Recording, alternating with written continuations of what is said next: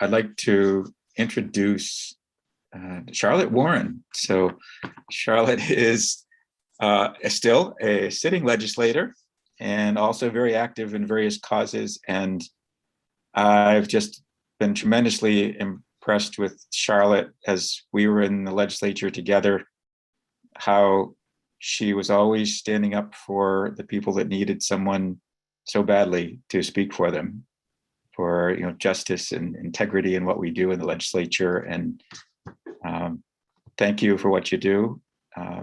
Charlotte is here today to tell us about an opportunity that you may want to help with to protect our ballot question process. Charlotte. Thank you, Chris, and thank you for those kind words. Thank you, everyone, for allowing me to be here very quickly to share with you about a campaign that I'm very proud to work on. It's called Protect Maine Elections, and it's perfect that I am here just right before my friend Seth. I'm just going to put this in the chat. We are working to gather the 80,000 signatures it will take to put a question on hopefully next year's ballot. And the question basically does two things. One, it bans foreign governments from being able to influence Maine elections. This is a very timely time for us to pay attention to that, obviously.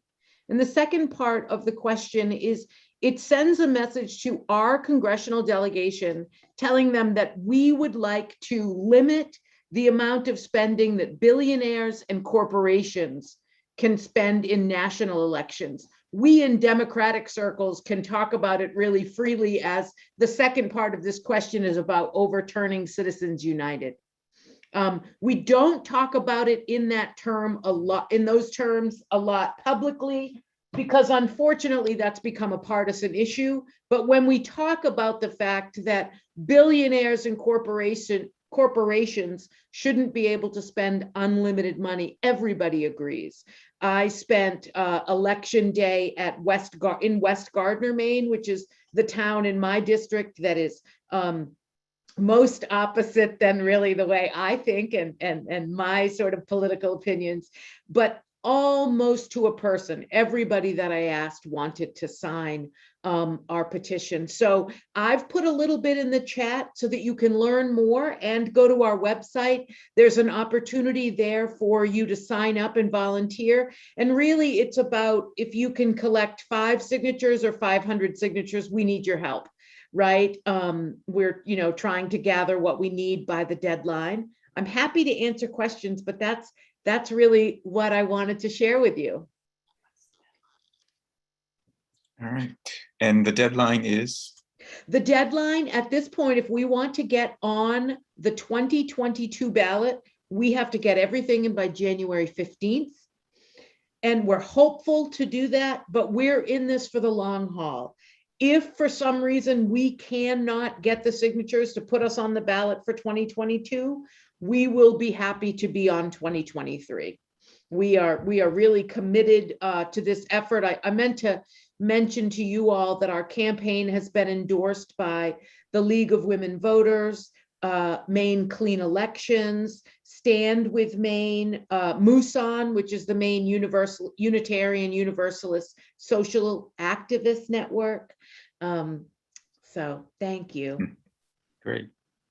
Thanks, Charlotte. So be sure to watch for the follow-up email from this meeting as well, which will share the information that Charlotte shared in the chat with everyone, and how you can link to how you can get signed up to help with that process. And the other piece that I wanted to mention is that we are also very proud to be working in partnership with Seth and Our Power. That we are working together to make sure that both of these initiatives get on the ballot. And that was a really important part that I forgot to mention. Oh yes, it's just protectmaineelections.com. And with that, Representative Seth Berry, Bodenham, is providing an update on Citizen Initiative. It's sponsored by Our Power, and it's asking voters to replace Maine's 2 investor-owned corporate utilities, Central Maine Power and Versant, with a new nonprofit consumer-owned utility called the Pine Tree Power Company. Seth, welcome. Well, before I share my screen with you, just taking one last look around this room, I want to acknowledge what a fantastic group this is. First of all, thank you to Chris, to Autumn, to Kelly for putting this together tonight and their patience with my questions, about timing and where to find the Zoom link and those sorts of things.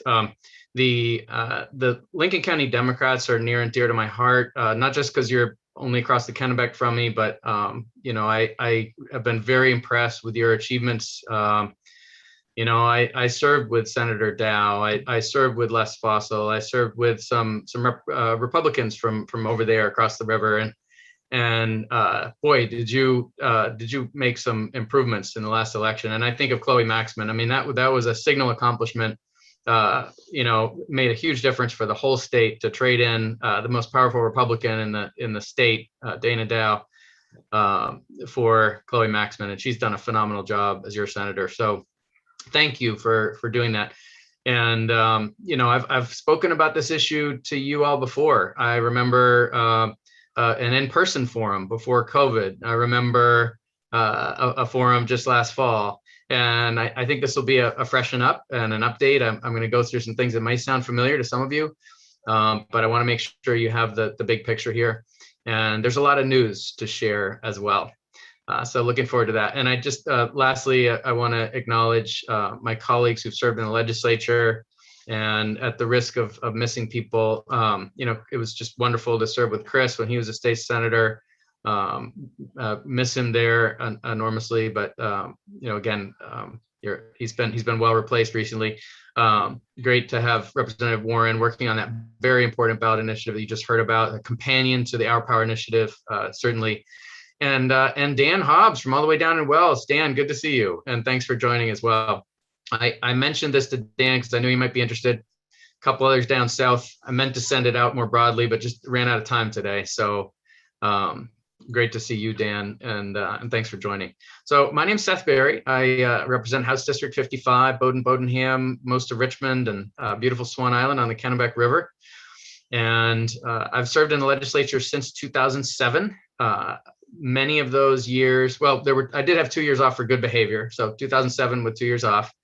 And most of those years I've served on the Committee on Energy, Utilities, and Technology. It's a great committee. Very, very important work in broadband and in energy. Climate has always been my number one concern, since I guess it was 1988, right? The vice presidential debates and Al Gore's book came out the year after that. We were warned that climate change was an issue then. And unfortunately, as a globe, we have accelerated our emissions since then. It's very unfortunate, but the truth is we've emitted more carbon dioxide in the years since Al Gore's book came out as a species than we had in the entire history of our species before then. So I say that not to depress you, although it is depressing. I'll be the first to acknowledge that, and it keeps me up at night. But because I want to reinforce the urgency of our situation and the fact that what we have been doing is not enough. It is not working. And it's a matter of degrees. Our children's future has already been ruined in some ways, but we need to prevent it from being ruined even more. And that's what I think about when I'm thinking about my two sons and what their future is going to look like. We can protect their future. We must protect their future. And there is a lot that we can do. Most importantly, we can make sure that Maine is leading in meaningful ways, and not just in ways that sound nice, but in the end may not really achieve what they're meant to achieve. I began by recognizing some politicians, and no offense to the current company, but I have found that many politicians like to exaggerate their accomplishments, like to say that when they do something good, that it's really, really, really, really good, when in fact it's only just kind of good, right? And sometimes that leads to a sense of false hope. We think that big things are happening on climate when maybe they're not quite so big, right? So here's an opportunity with this referendum to do something that is truly transformative, something that is a game changer on climate, on the climate emergency, which threatens our children's very future. And that's what I want to tell you about tonight. Okay, so we're all going to go to the website. I'm just going to take you there by sharing a screen, and you will have the opportunity to see it with me. But I did post the link in the chat there, and I apologize. You're seeing my Gmail now. Okay, we're going to get there eventually. All right. Can you all see the website now? Yeah. All right. So ourpowermaine.org is your go-to place to keep up with what's going on with the Our Power referendum. And, there are opportunities to donate, to take action, to put Maine's power back in our hands. And that is what this is about at many levels. But I want to underscore the climate imperative tonight, because I know I'm talking to people that get it and are deeply motivated by climate. Just quickly, Our Power is a group of ratepayers, business leaders, energy experts, conservationists, and others who are committed to this goal. We are currently hiring a finance director, if you're interested, and a field director as well. And we have a number of citizen interveners who have put forward this citizen initiative that I'll be telling you about tonight. Wayne Jortner, former senior counsel at the Office of the Public Advocate in Augusta. Rick Bennett, a former state Senate president and a Republican. John Clark, who ran Holton Water Company, a consumer-owned utility right here in Maine, and was the president of the Northeast Public Power Association. Bill Dunn from Yarmouth, an international consultant with 50 years experience in electricity industry. Nicole Grahowski, our colleague in the legislature from Ellsworth, also on my committee, and a customer of Versant, not CMP. Anya Wright, also a Versant customer, youth representative to the Climate Council, involved with a lot of great climate work. And those are the 6 people who put their names on the petition. But there are many, many people behind this. And you can click any one of these and learn more about the other experts who are involved, the other advocates who are involved, individuals, and some of our partner organizations, Sierra Club, Moosan, Environment Maine, CMP Ratepayers Unite. It goes on. And we have municipal members. We have members who are concerned with justice, like Maine Equal Justice, the city of Rockland, the city of South Portland, Lincolnville, MOFGA, the Maine Organic Farmers and Gardeners Association. Youth have been a huge part of our movement. People concerned about democracy, because this is about democratizing our energy future as well. And of course, people concerned about climate, like 350 and Sunrise. And we can go on from there, but I want to highlight Bill McKibben's quote. Bill, of course, was one of the earliest to sound the alarm on climate. He was the co-founder of 350.org. By the way, we're beyond 350 parts per billion. We're at over 400 now, but we can still do transformational things that will bring us back from the brink. So there's a lot more at the website. There's frequently asked questions. There are videos. You can learn about consumer ownership, which serves 28% of America right now, at this website. And you can donate and you can take action. You can read the citizen initiative itself. So I want to empower you with all of these tools so that you don't feel like tonight is the ending, but rather the beginning. With that, I'm going to go to the slide deck and give you a brief presentation on consumer ownership and why this particular opportunity is so profoundly important for Maine and for the nation, and indeed for the world. There are 6 municipalities, 6 communities in the United States represented on this slide. Kodiak, Alaska, Rockport, Missouri, Georgetown, Texas, Aspen, Colorado, Greensburg, Kansas, and Burlington, Vermont. And I want you to just take a guess. You can say it to yourself, what your guess might be. What do they have in common? But I mean, yes, they're all from the United States, right? They're all communities in the United States. But what do they have in common? They're not all liberal, right? Burlington and Aspen are liberal. The rest are conservative. But what do they have in common? Well, it just so happens that these are, I'm going to spoil it for you now. These are the first 6 communities in the United States to get to 100% renewable energy. The first 6 to get there. They were all there before Trump was even elected, 2016. So this is a group of winners, right? What is it about these communities? How did they get there? How did they come to be the first?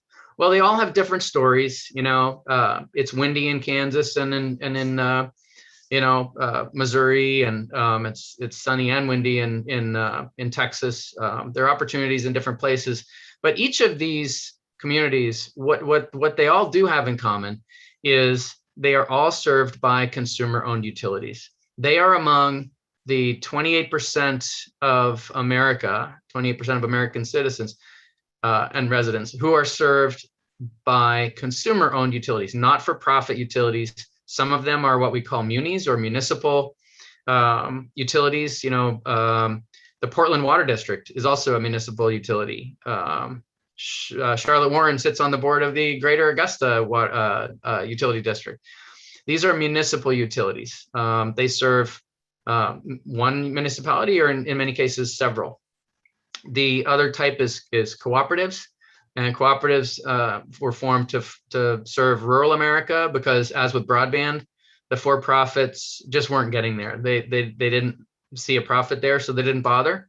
And it took cooperatives to get us there. So these all are served by either munis or co-ops, consumer-owned utilities in all cases.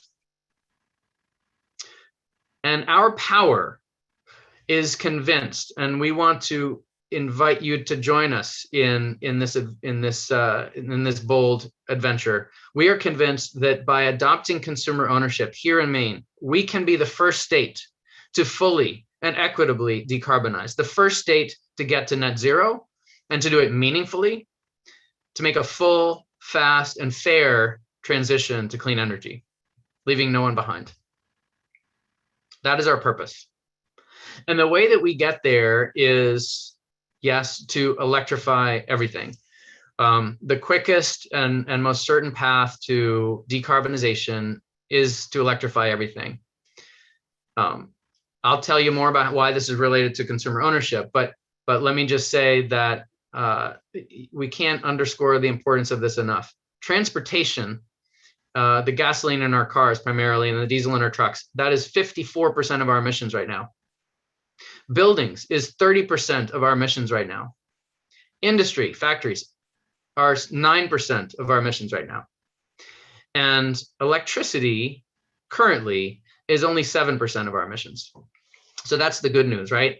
But as we electrify everything, as we move to electrify industry and buildings and transportation, working up through there, we will need many, many more Chevy Bolts and other electric vehicles. We will need many, many more heat pumps and other ways to heat and cool our buildings. And we'll even need to find ways to electrify and decarbonize industry. That requires a lot more poles, a lot more wires, a lot more substations, a lot more transformers, and it's going to take utilities of all kinds across the US to get us there reliably, equitably, and affordably. Now, we have two choices, and they're represented here. One is Central Maine Power, an investor-owned utility. That monstrous building is the headquarters of Iberdrola, which owns Central Maine Power. Iberdrola originated in the fascist dictatorship of Francisco Franco. They not only supported Franco, they even helped to create Francisco Franco, the fascist dictator who massacred many of his own citizens because they opposed his regime in Spain. Iberdrola has gone on to take over many, many utilities across the planet. Some of their investors, some of their biggest investors are foreign governments. Little shout out to Shar now, because foreign governments, yes, are major owners of Iberdrola and thus Central Maine Power. The government of Qatar and the government of Norway both have sovereign wealth funds due to their oil riches, which they are investing in lucrative energy opportunities around the planet. And these oil-based sovereign wealth funds of Qatar and Norway are two of the major owners of Iberdrola, which owns an intermediary holding company called Avangrid, and which then owns CMP and other utilities around the US, and as I mentioned, in other parts of the world as well. Right next door to Central Maine Power in Kennebunk, down in Dan Hobbs area, is Kennebunk Light and Power. They serve parts of several towns, mostly Kennebunk, but parts of several towns down there, and their rates are about a third the cost of CMP for delivery in that area. They're also very reliable. They have almost no outages through the year, and when there is an outage, it's a handful of people that are back on within the hour. As I mentioned, about 1 in 3, I think it's down to about 28%. There have been some privatizations, but about 1 in 3 American customers get their energy from consumer-owned utilities right now. Much of that, the sort of second half of that, 1 in 3 was in the REA under FDR. FDR was a huge proponent of consumer ownership of utilities. It was called public power back then. I prefer consumer owned, but he was a huge proponent of that. And Percival Baxter here in Maine at that same time was doing battle with Walter Wyman, the founder of Central Maine Power, over control of the rivers. Baxter believed that the rivers should belong to all of us for the public good, and he was a believer in public power, as was Roosevelt in New York. Roosevelt won the battle for the most part. A lot of public power happened in New York, but Baxter wasn't so fortunate. He really lost the battle with Wyman, unfortunately, and that's part of CMP's origin story. So it's an interesting part of our history. I'd love to talk to you about it another time. CMP and Versant are two utilities now, give Maine the most frequent power outages in the nation. This chart here is from 2019. It was true in 2017. It was true in 2018, 2019, 2020 data just came out last week. Every single year, again and again and again, we have the most frequent power outages in the nation, bar none. And that's unacceptable for many reasons. One of which is if we're going to rely on the grid for all of our power to get to work, for our food, our medicine, our online learning or work, we do need to have a more reliable grid if we're depending on it completely for all of our energy. They're also much more expensive, and I alluded to the CMP differential with Kennebunk Light and Power. Writ large across the state, Versant and CMP, on average, per kilowatt hour delivered, charge 58% more than Maine's consumer-owned utilities. And we do have several consumer-owned utilities here in Maine, both co-ops and munis. They serve part or all of 97 Maine towns.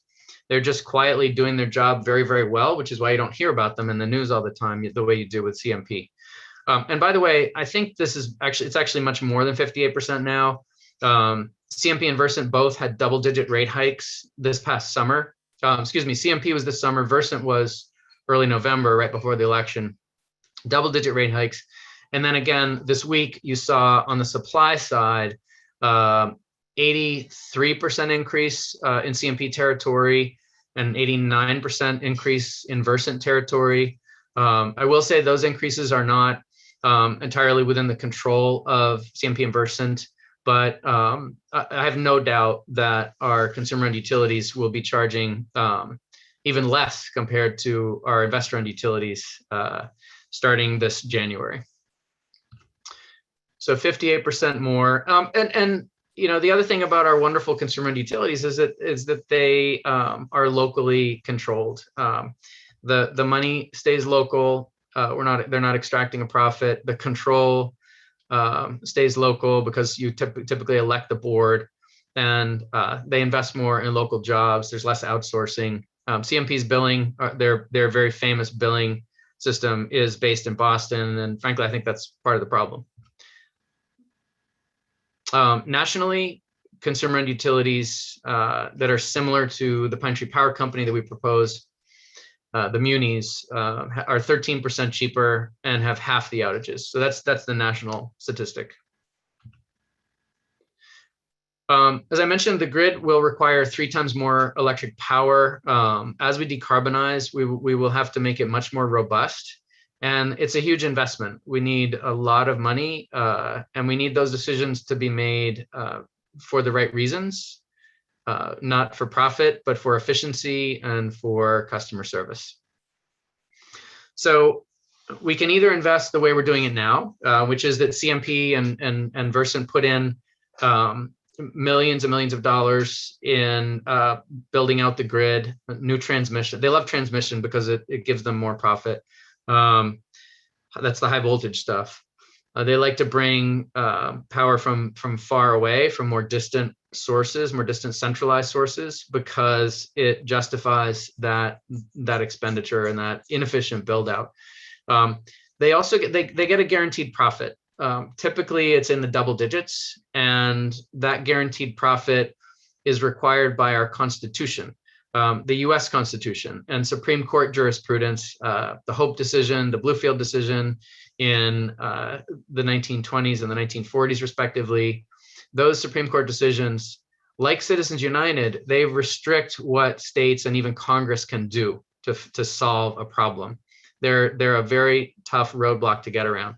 And they dictate that we reimburse our utilities at least market rates. Typically, it's higher than that, for capital investment, build out of transmission, build out of distribution, not customer service, not reliability, not customer satisfaction, not accuracy in billing, but just plain, dumb capital investment. So the more money they put in, the more money they get back.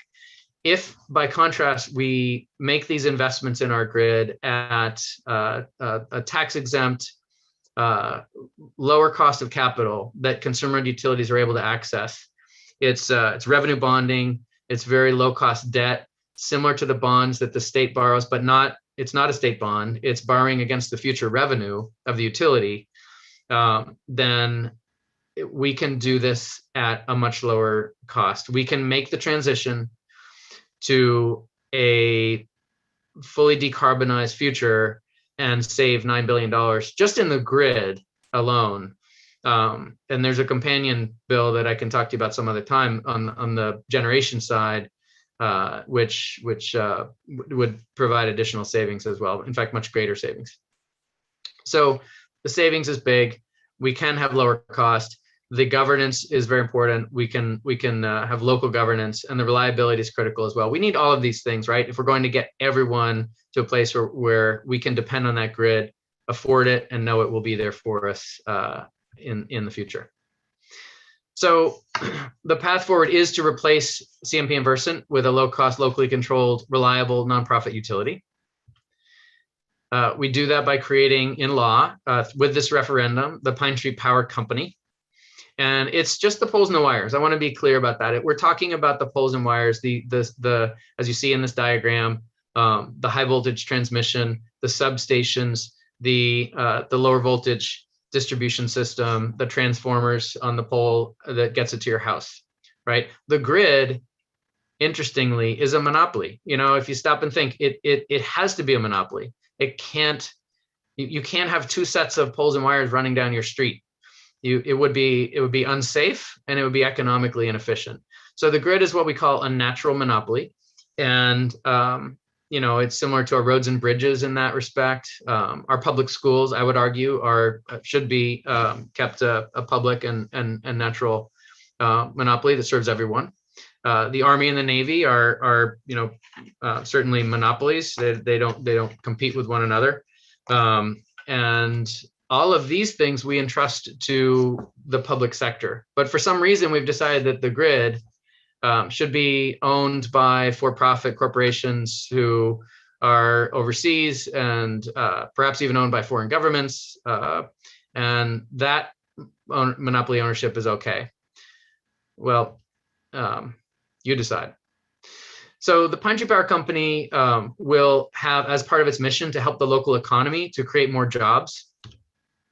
It will have as part of its mission to value workers, to make sure that they keep their jobs, they get retention bonuses, they have additional protections for the unions. And when the collective bargaining agreement comes up for renewal, that it is improved upon.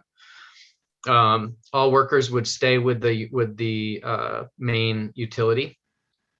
And it would have as part of its goal to meet or exceed our climate goals. And we believe it will allow Maine to be the first state, as I mentioned earlier, to get to net zero, to fully and equitably decarbonize. And so this is really about our kids, and it's about justice. I think of not just my own children, who are relatively fortunate, but of the students that I used to teach when I was a school teacher for almost 20 years. And, some of them were in East Harlem in the 1990s. And then in 2000, I moved back home into Maine, and I taught in rural Maine. It's the lower income individuals and the historically marginalized individuals of the world, women, BIPOC peoples of the world who are most threatened by climate change. And here in Maine, as we try to electrify our economy and shift from fossil fuels to electricity, we risk leaving a lot of people behind. The lowest income Mainers right now, on average, pay a quarter of their income for energy.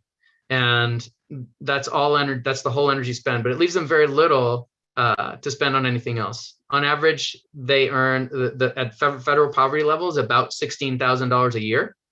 So a quarter of that is $4,000 on average being spent on energy, and that leaves you very little to live on. As we shift to clean electricity, we can actually bring that energy cost burden down on the lower income individuals in our state. Or we can make it go up. And guess what CMP and Versant will end up doing? They will end up making it more expensive. The Pine Tree Power Company will make clean energy more affordable and more accessible. This referendum that we're proposing has support from across the spectrum here in Maine. There have been 3 polls conducted in 2021 alone. And in all cases, women and men, old and young, educated and less educated, Democrats, independents, Republicans, support the Pine Tree Power Company, support replacing CMP and Versant with an independent, not-for-profit, privately operated, consumer-owned utility. And these 3 polls showed a range of between 2-to-1 support and 3-to-1 support. One of them just came out this past week, conducted by the Natural Resources Council of Maine. You may have seen some headlines about us. If you subscribe to the Press Herald, you saw that they endorsed our effort and the bill back in June that ended up getting majority support of both the House and the Senate. I'm very proud of that. That's a historic accomplishment, never done before in any state. And Bill Nemetz, who's involved in editorial writing there, but also has his own column, which I'm sure you appreciate, just said last week, it was nowhere to be seen on Tuesday's ballot, but the Pine Tree Power Company got a big jolt of energy last week. And of course, he was referring to November 2nd, the vote against the CMP corridor, which by an almost 20-point margin was a blowout, despite very, very high spending by the utility relative to the opposition. A lot of lies, frankly, and voters clearly saw through that. The number one talking point of the Yes campaign that was so successful and won with far less money was, you can't trust CMP. And it's clear that Maine voters don't and are fed up. It just so happens that CMP has the worst customer satisfaction in the nation, and Versant has the 3rd worst customer satisfaction in the nation. That it's clear that something needs to change. On the economics, I want to share with you this quote from three Maine economists.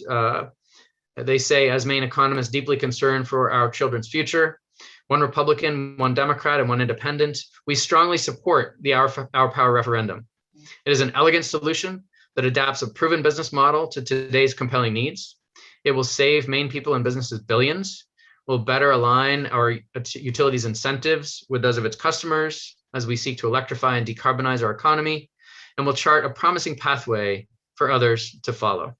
And these three economists are Dr. Richard Silkman, Republican, and Yale PhD, also the author of a great book, highly recommend that. David Vail, also a Yale PhD, but a Democrat. You may know him from his work at Bowdoin College in environmental studies. And Dick Woodbury, an independent who some of us served with in the Maine legislature. He's the Harvard guy, the token Harvard guy in this bunch, and a very impressive resume working with the Federal Reserve Bank of Boston and the National Bureau of Economic Research. These three economists, a Democrat, an independent, and a Republican, are telling you that they are giving their time and their money to this effort, and they want you to join them in passing this ballot question. And Bill McKibben is telling you that he wants you to join us in this effort. And 350.org, which he founded, as well as the National Sierra Club, have also endorsed this. McKibben has said, in our efforts to save our climate, the hour is late and the need is urgent. Maine's proposal for a consumer-owned utility offers a model for transforming a nation and a world seeking solutions to the crisis of our era. And this really is an existential crisis. I don't need to tell you that. So we need to think about our children. We need to think about our grandchildren. And what's it worth to you that their future is better, and that whole generation's future is better? What's it worth to you that humanity survives this existential threat, and hopefully can get back up on its feet and thrive again after the harm, after the suffering, which is on its way? What is that worth to you? How much are you willing to do today, tomorrow, over the next 6 weeks, over the next year, to help support the Pine Tree Power Company? That is my question for you. I want to share some ways that you can help, and you can keep an eye on the website to learn more as we go through. But number one, if you haven't signed the petition, if you didn't get to sign it on election day, please do. We have some wonderful volunteers in Lincoln County, people like Marty Fox and Jill Lindsay and others. I'm not going to try to name all of you, but thank you all. Marty and Jill will be in Damariscotta tomorrow from 11 a.m. to 2:30 p.m. at Sherman's Bookstore, right outside of Sherman's Bookstore. Maybe later if there's a line. So make a line for them. Keep Marty there later. And on Saturday, they'll be there from at least 11 to 1. Again, possibly later. So be in touch with them and try to show up there. Keep an eye on our calendar for future places to sign. We can put this in the chat as well. But you might like the website. It's easy to remember. It's bit.ly. So, that bit.ly thing, bit.ly/dumpcmp. And we are gathering at transfer stations around the state, especially on Saturdays. That's Dump CMP Day. But every day can be Dump CMP Day if you like. You can, your transfer station might be open on Tuesday. So if you're willing to sign up and help collect signatures at the transfer station on any day of the week, we welcome that. And you can sign up to help at the website, ourpowermaine.org. And Take Action is the link to sign up. You can also donate, and there's a link there. We appreciate all of you that have donated already and that have collected signatures already or signed. But that is my story, and I'm sticking to it. I want to ask all of you to pepper me with questions, put them in the chat. Chris, I don't know how you want to do it, but I'm really looking forward to the discussion, the dialogue, and the opportunity to talk with you more about this. One other thing I will say is I want to make sure that we turn out progressives across the state. I think this matter appeals to progressives. Frankly, it appeals to some conservatives too. But I think where the climate imperative is so important to progressives, we can turn out more progressives and help Democrats to win across the state in what will be a tough election year. So I believe this, and by the way, the Protect Maine elections referendum are advantageous to Democrats by and large, from the governor right on down to the state house, and will help to turn out our people. We're going to need that.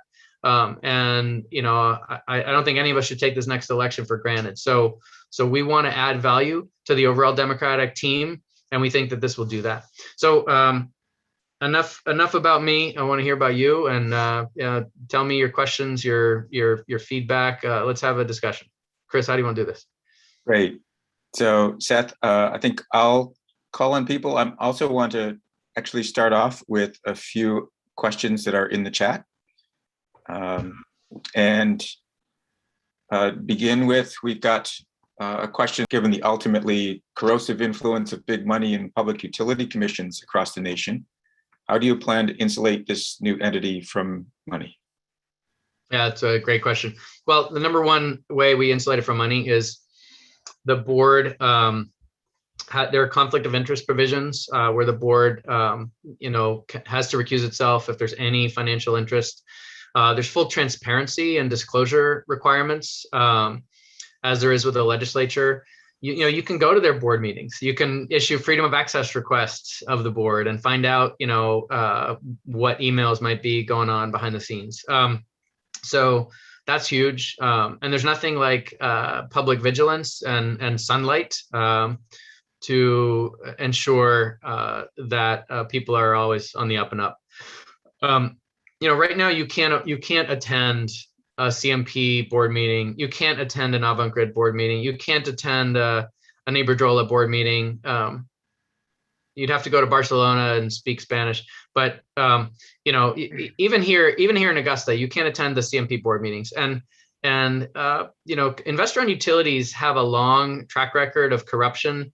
I don't know if you look up the First Energy scandal in Illinois. The utility out there basically bought the Speaker of the House and got him to issue a whole bunch of sweetheart deals for them. Millions of dollars traded hands, and fortunately that was exposed. But a lot of that sort of thing goes on, and when you have these for-profits who, just by a word change or a number change in public policy, they stand to make, or a regulatory decision, by the way, they stand to make hundreds of millions of dollars for investors.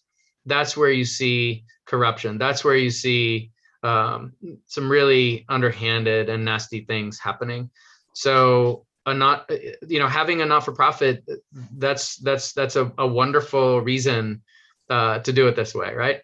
And it's not to say that all nonprofits are perfect, or that all governmental public entities are perfect. That's certainly not the case. But by and large, it's a much better business model. And I suspect most of you here will agree with that 100%. Seth, another question: what percentage of the state would be under Pine Tree Power if this succeeds? And can you talk about the property tax inclusion or exclusion in the process? Oh, that's great. Excellent question. So percentage of the state obviously depends on how you measure it. I get in arguments with my colleague, Representative Grahowski, about, where's the center of the state? Is it the Augusta area where the population center is, or is it Bangor, right? Which is the geographic, maybe more closer to the geographic center. But there are a couple of ways to express this. So right now, part or all of 97 Maine towns are served by consumer-owned utilities, right? So think about it. There are 488 towns in Maine. At least part of 97 towns are served by consumer-owned utilities. Eastern Maine Electric Cooperative. Monhegan and Matinicus have cooperatives. Kennebunk, Madison Electric Company. Holton Water Company, which also serves with electricity inexplicably. The one down east is particularly large. Eastern Maine Electric Cooperative is twice the size of Rhode Island, very, very rural, and they serve 77 Maine towns. So geographically, it's close to 1/5 of the state. It's actually over 1/5 of the state, the populated areas that are served now by consumer-owned utilities. It's the rest of us who would change to Pine Tree Power Company. They would stay with what they have now. The other thing you should know is, as in terms of load, which is sort of, how much energy are you transmitting? They are smaller. As I mentioned, Eastern Maine Electric has only 12,500 customers. So it's more like 5% of load on the consumer-owned utility side, and about 95% that would be served by the Pine Tree Power Company, replacing Versant, replacing CMP. The other question, Chris, remind me, was about The property taxes. Yeah. So property tax must be paid by the Pine Tree Power Company as part of the bill. It is subject to property taxes. It would be able to issue tax exempt revenue bonds, which is very advantageous for financing. Essentially that brings your cost of capital that you can borrow at 3% instead of the double digits that I mentioned that we're paying now, that are baked into our electricity bills. So property taxes, if your community depends on CMP for property taxes, I know mine does, those will continue. Next is, if there's a major weather disaster, would energy workers from other states respond to a privately owned company? I think they must have meant a publicly owned, consumer-owned. Absolutely. They most certainly would. And mutual aid is common throughout the industry, both in the investor-owned and the consumer-owned utility world. And they do help each other. They're not they're not such enemies that they can't cooperate in an emergency. But I will say that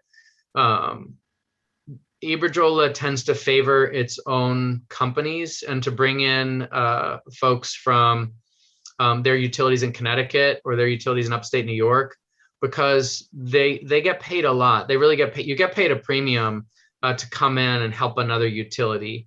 And all of that comes out in our rates. You and I pay for all storm response, all the overtime, all the travel, all the equipment, all the meals and lodging of the workers. And they're on overtime, in a big way. So the workers love it, and the other utilities love it to do that mutual aid work because they make a lot of money on it. But we pay for all of that in our rates. It all gets baked into your future rates. So every time there's a storm, just keep that in mind. Thank the utility workers, but don't thank the company, because you're going to be paying later. Okay. So Maine Public tonight reported on how Spectrum is funding a think tank seeking to prevent local governments from adopting public broadband. Isn't it likely these folks will do well-funded attacks on our power when it comes to a vote? Yeah, I'm glad you mentioned broadband, because I didn't have time for it in my presentation. The part of the mission of the Pine Tree Power Company is to assist with rural broadband. It's a huge need in Maine. About 84,000 Maine homes have inadequate broadband, and that's an affordability thing in most cases as well. The issue oftentimes is connecting to the poles. So if you have a company that owns the utility poles, it can provide access at much lower cost to the competitive broadband providers who are trying to get broadband out to the rural areas. If there, I didn't see the news article that was just referred to, though, but I'm very involved in broadband oversight. We did just create the Maine Connectivity Authority. I think it's a great move and will be very helpful. But the industry, the big cable companies and the big cell phone companies are very concerned, because it could undercut their pricing and make, heaven forbid, make high-speed internet more affordable and more accessible. So in order to prevent you from having more affordable, accessible options, they may very well be starting a ballot initiative. They certainly tried in the legislature a lot. Wouldn't surprise me to see a ballot initiative, and we'll have to beat that back. But keep in mind, they just don't want competition. That's all it's about. So when it comes to reliability, there are also grid and generation design factors. So if the investment was not only in the grid, but also in storage capacity and design to create microgrids and islanding of utilizing available local, low carbon generation, solar, whatever, wind, and being able to have neighborhoods keep going when the line connecting off to the point source generation somewhere else is down, still be able to operate for a time. So that's something that I don't see investment in from the power companies, because it doesn't sell more transmission line when you build that sort of resiliency and microgrid structure in use of local generation, instead of the plans where you're paying people part of the value of the electricity they put into the grid and keeping the rest for yourself. So. Absolutely, Chris. And there's a lot of really exciting and innovative what's called grid edge technology, the aggregation of distributed energy resources, and I think of heat pump hot water heaters as a great opportunity, electric vehicles, and I'm now the proud owner of a Chevy Bolt. Some of these electric vehicles can provide storage and grid energy services. There's just a whole panoply of technologies that can reduce the need to invest in more poles and wires and in more polluting or expensive generation. I love to give as an example a project that happened in Lincoln County. Dr. Richard Silkman, who is one of those economists I mentioned earlier, is also the co-founder of Grid Solar, a solar energy firm here in Maine. And they convinced the PUC back in, I want to say 2012, that CMP really didn't need to build a very profitable new transmission line on the Boothbay Peninsula. CMP wanted $18 million plus guaranteed profits to build that transmission line on the Boothbay Peninsula to meet summer demand, because they said there are more people coming in the summer, they're turning on their air conditioning. We've got to do it. We've got to spend all this money, and you're going to pay us double-digit profits to do it, right? And the PUC normally would have said, yeah, I guess we are. But instead, Dr. Silkman weighed in that proceeding, intervened in that proceeding, said, you know what, I can do it for less. I can do it, pick me. I can do something for a third the cost that CMP wants. Just give me a chance, right? Give me one chance to see if this will work. And the PUC, despite their tradition of doing whatever CMP wants, they actually allowed him to do that. And you know what? He did it. He went onto the Boothbay Peninsula. He talked with some of you, maybe from Boothbay. I don't know. Some larger consumers of energy down there, and he installed solar, and he installed big ice coolers that, when demand was low, could cool water, and then using forced air technology could cool buildings during the summer peak instead of using air conditioning. I mean, it's very basic stuff, but it's an example of what can be done with efficiency. So he did it at a third the cost, and all of us are benefiting from that, both environmentally and also financially. So, Chris, that's another great rabbit hole we could keep talking about all night. Thank you. There's a question about how Pine Tree Initiative would support individual renewable energy for homeowners. Oh, that's great. That's great. So renewable energy for homeowners it's a lot of things. It's not just rooftop solar, which CMP and Versant back when they were Emera have opposed forcefully and strenuously in the legislature for decades. I mean, it was the rooftop solar battles that brought me to look around and say, well, there's got to be a better way. There's got to be, I was in 2007 on the energy committee. I was trying to get more rooftop solar in the state, and it wasn't fossil fuels. I was like, where are the fossil fuel people? Why are they not, opposing this bill? Well, they didn't need to, because CMP and Emera were opposing it. And they were very, very good at opposing those bills to promote rooftop solar. Same thing with efficiency, right? We wanted more efficiency and to help homeowners to weatherize or change their light bulbs or what have you. They were opposed to that too. It was crazy because you know what? They make more money the more that we consume. It's not rocket science. So fortunately, long story short, we finally got rid of the page. We, thanks to Governor Mills, we were able to pass my bill to restore net metering for rooftop solar. We then passed a bill that Senator Dow actually sponsored. So I give him some credit on that. He didn't, frankly, understand it very well, but what it did was to allow community solar. So you can now share in a community solar farm. You can actually invest your money and receive the benefits the same way you would if it was on your own roof, even if it's halfway across the state.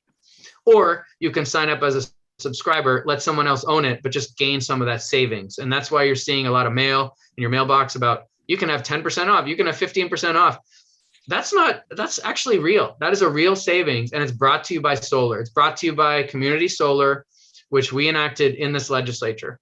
So those are some things that a consumer and utility could do because it's the right thing to do and not because they lost the battle, right? So that's one thing. Another thing that they can do is help to provide a more robust grid you can rely on. And yes, more charging stations for our EVs, better time of use rates that make electric vehicles more cost effective. Encourage battery storage in homes. That's another thing that CMP and Versant really don't want us to do, is have storage in our own homes, because again, heaven forbid that we use less electricity, right? I could go on, but the point is, consumer and utilities have better customer satisfaction for a reason. It's because their only mission is to serve their customers. And if they know that their customers want clean, affordable, reliable energy, which after all is what we all want, even conservatives want that, that is what they'll focus on. They won't focus on how can we maximize a profit for our overseas monopoly investors. All right. So I'd like to hear if there's anyone further would like to ask a question. Information of how will Pine Tree facilitate the end of carbon emissions in power production? And it's actually been pushed to the top again too. Great. So the important thing to keep in mind about the grid, the poles and wires that deliver our power, is that the planning of the grid and the financing of the grid is really tightly controlled by the owner of that monopoly infrastructure. And the planning decisions that they make are strategic, and their primary fiduciary responsibility is to the investor, right? So they hold all the cards, and they use them and that power of their monopoly to make sure to connect in ways that are more expensive. That tends to be more centralized generation, not distributed resources like efficiency, microgrids, solar, et cetera. In addition, the Pine Tree Power Company will have as its mission to make sure we meet or exceed our climate goals. And that means looking to connect preferentially with new renewable generation. So they will be looking for those opportunities first and foremost, and they will be looking to manage the grid for those intermittent renewables. So storage will be a big part of that as well. But the preferential treatment right now is towards the financial advantage of the owners.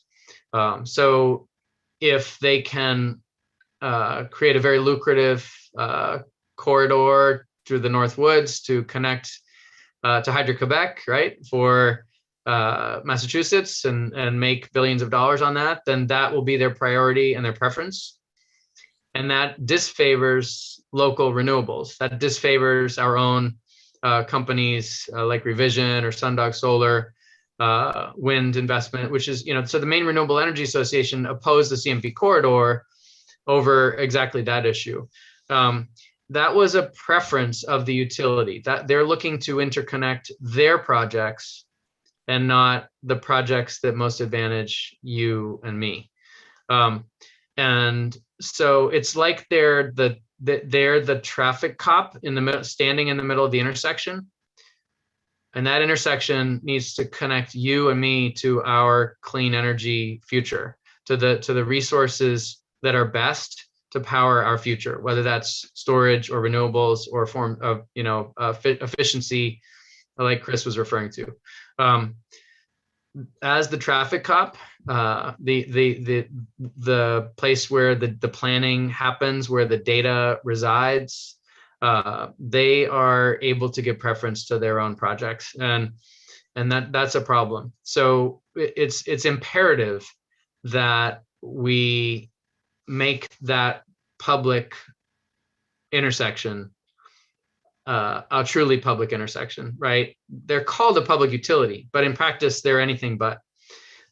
We need to make that a public sphere, a public intersection. And I refer you also to the mission statement of the utility. I think you'll really like it. It's on the website in the very first part of the citizen initiative. And I may be able to call it up while the next question is coming. Okay. So I don't think that I've seen other questions. Hearing none. I'm collecting signatures myself. I've got my Ella Bean tote bag with file folders for each town that I'm collecting from. Dan, I've even got Wells. Got Wells right here. I go all the way up to Caratunk. And if you want to collect signatures with us, it's a lot of fun. You get to meet people and tell them about a great solution to our clean energy needs. The Pine Tree Power Company mission is included in the actual referendum, because where you're collecting signatures on one side, you actually have the text of the entire bill when you're collecting. So there's a great summary, which is produced by the bipartisan legislative office of the reviser. And that's very helpful for people who have questions about it. And just very quickly, Chris, if I may, do we have time to hear the mission statement? Sure. Okay. All right, great. So the mission statement, it's a little bit buried here. Just bear with me. Okay. The company shall use its access to low-cost capital and its ability to manage the electric transmission and distribution system in a manner that is not focused on ensuring shareholder profits for the following purposes. A, to deliver electricity to the company's customer owners in a safe, affordable, and reliable manner. B, to ensure excellence, timeliness, and accuracy in billing, metering, and customer service. C, to provide an open, supportive, and competitive platform to develop and deploy renewable generation, storage, efficiency, and beneficial electrification technologies. D, to assist the state in rapidly meeting or exceeding the Climate Action Plan goals established in Title A, Chapter 3A. E, to improve the state's internet connectivity through more affordable access to utility poles and other infrastructure in unserved or underserved areas of the state, as defined in Section 9202, subsection 5. F, to advance an economic, environmental, and social justice, and to benefit company workers and all communities in the state. G, to provide for transparent and accountable governance. And H, to support, secure, and sustain economic growth and benefits for the state. So I hope that gives you a little bit of a recap of what we just talked about, actually, and why this is so important. The company is also required to report back to the legislature on its progress towards meeting all of those goals. And I have no doubt that it will be a far superior business model to what we have now, which again is the very worst rated utility in the nation based on customer satisfaction. And Versant, our other utility, the third worst rated based on customer satisfaction. We can only do better than that, right? So thank you for your attention today. Really great to meet with you all. And please sign up, contact Marty, contact me. I'm in the book. The website has ways to contact us.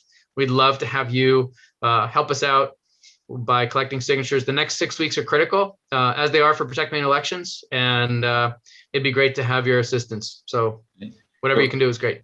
Closing question is, what's the best way to get petitions that we can circulate personally in our towns? Is that contacting Marty? Yeah, Marty is the official hub for Lincoln County with huge help from Jill Lindsay as well. Marty, do you want to say anything? Marty's in Wiscasset. He has lots of materials and we can always get him more. And if you're in Dresden or, and Richmond's closer to you, I live very close to Richmond and I can also help you out. If you're closer to Richmond and Bodenham, or if this is part of your commute. You're unmuted, Marty. Yeah, I posted my contact information earlier. So Great. I have plenty of petitions, so I'll be glad to get them to anybody who's interested. Great. Thank you. Phone number there, get the email, home address. That's great. For me personally, this is something that I want to help along the way, circulate in our little town. I hope everyone else is feeling the same way after learning all of this. It's something we need to change. Transfer stations are a great place to collect because I find that people who are willing to take their recyclables to the transfer station, they're also responsible enough to vote and to read things and care about the world. So I really do encourage you to take advantage of that dump CMP day and go out to your transfer station and collect. But, wherever it is, farmer's market, Sherman's bookstore, find a place where people gather in your town, in your area. Make sure you have a different petition form for different towns. Start a new one if somebody shows up who's from a town you haven't collected for. There's some fine print. You got to read the fine print, learn how to do it, but it's a lot of fun and it makes a huge difference. It's a big lift to get 80,000 signatures in a very short time. We had a great day on election day, thanks to many of you. And we're more than halfway there, but now it gets harder because it's getting darker, it's getting colder, right? And so we need to put on our bean boots and our barn coats and get out there and get this done. That's right.